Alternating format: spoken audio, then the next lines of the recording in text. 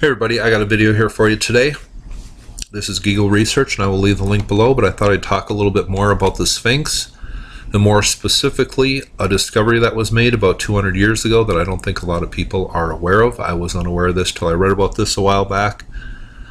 But I think I will just read. It says, the ignored inscription on the left paw of the Sphinx. In 1817, Gianbattista Caviglia cleaned the front of the Sphinx, something that had not been done since the fall of the Roman Empire. He found an inscription on a toe of the left paw of the Sphinx, 13 lines of text in Greek, engraved conspicuously with reference to how this is an official documentation dating from 166 AD after the reign of Marcus Aurelius to commemorate the restoration of the walls surrounding the Sphinx by the Romans. This text is exciting, and yet one does not have a chance to view it today on the Sphinx, as successive restorations, and especially the last, were covered with incredibly thick layers, often disfiguring the contours of our Sphinx as stifling as the bandages of mummification.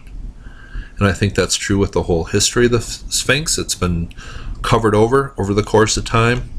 It says, written in Greek and in capital letters, I know that there are now 3 existing translations in English and one in Latin of this text. And it just goes over the gentleman who did these translations. But what does this text say that was discovered on the front paw of the Sphinx? And this is coming from about 2,000 years ago. It says, this structure is the work of the immortal gods, placed so as to dominate the soil of this land of harvest, built in the center of the cavity from which they withdrew the sand, like an island of stone in the vicinity of the pyramids, so that we can see it, not as a Sphinx defeated by Oedipus, but as a sacred servant of Leto, who guards with vigilance the sacred guide of the land of Egypt.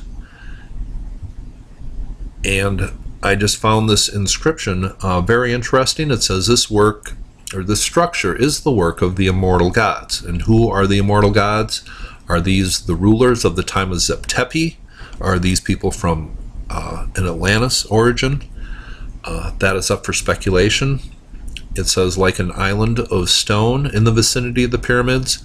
And I find it very interesting because Robert Temple in his book Sanctuary of Anubis calls the giant Anubis, which was the height of the western side of the Nile River in the Giza area. It says, or he states in his book, that it was actually an island and the Egyptians created a lake around it. And that is all up for speculation, but there seems to be verifiable evidence in the pyramid text in the Book of the Dead coming from the Egyptians. And it says, not as a Sphinx defeated by Oedipus, but as a sacred servant of Leto, who guards with vigilance. And I'm not up on my Greek mythology as well as I used to be, but I know Leto is connected with wolves or dogs. It says in this book, and I'll leave the link below, their sun god was the Lycian Apollo, born on the river Xanthus, the Yellow River, as the wolf god's son of the wolf mother, Leto. So I find the use of the Leto in the inscription very interesting. And if anybody knows more or wants to add to this whole inscription is up for speculation on what it means, but I think there are some very interesting statements in it. But what does the standard model of history say about the Sphinx?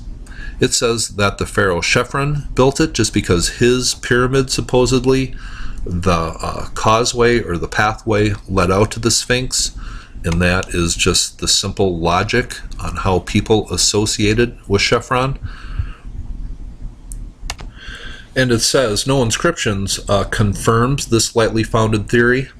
And it says, there are also other documents proving that the temple adjoining the Sphinx has exactly the same kind of marks of erosion that existed before the reign of Cheops. And he is, of course, associated with the Great Pyramid. And it says this, in an inscription which was preserved in the Museum of Bullock, the royal scribe of the pharaoh Cheops notes a dedication he himself had found on an earlier document. The dedication says that the sun himself presides over the gigantic structure, whose origin is lost in the midst of time. So here we have texts coming from the pharaohs of the 4th dynasty, who the standard model of history says built the Sphinx and the Great Pyramid. But these people are saying, and they're talking about the Sphinx here, whose origin is lost in the midst of time. So these people about 4,500 years ago are saying that they do not even know who the original builders of the Sphinx was.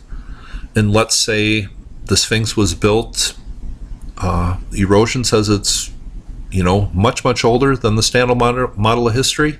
Well, let's say that the Sphinx was built in 6000 BC, and I think that's a very conservative effort.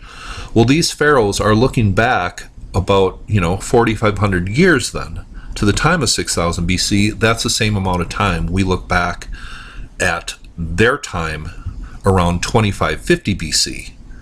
So the true origin of the Sphinx is lost in time, and in fact, the true origin was lost to the pharaohs who the standard model of history attributes its building to.